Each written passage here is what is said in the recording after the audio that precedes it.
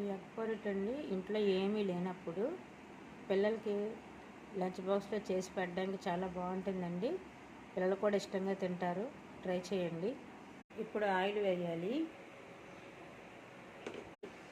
ఇప్పుడు 1/2 tea spoon ఆవాలు, 1/2 tea spoon జీలకర్ర వేసి కొద్దిగా ఫ్రై అవనివ్వాలి. ఇప్పుడు అల్లం వెల్లుల్లి పేస్ట్, కొద్దిగా పసుపు, కొద్దిగా కరివేపాకు వేసి అల్లం వెల్లుల్లి పేస్ట్ పచ్చివాసన పోయే వరకు ఫ్రై అవనివ్వాలి. ఇప్పుడు గరం మసాలా,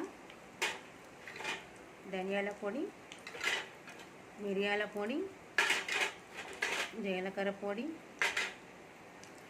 కొద్దిగా సాల్ట్ వేసి ఒకసారి బాగా కలపాలి.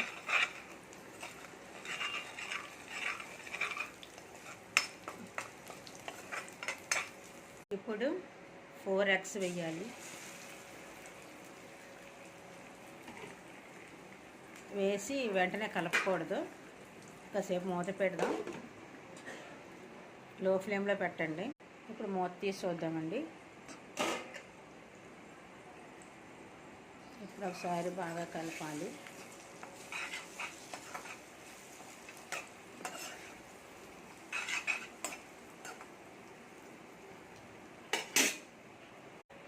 ఇప్పుడు కారం వేయండి, కొద్దిగా కొత్తిమీర వేసి ఒకసారి బాగా కలపండి.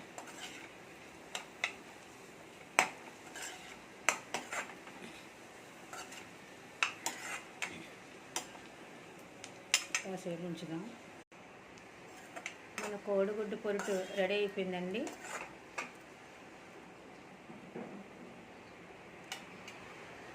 స్టవ్ ఆఫ్ చేసేద్దాం.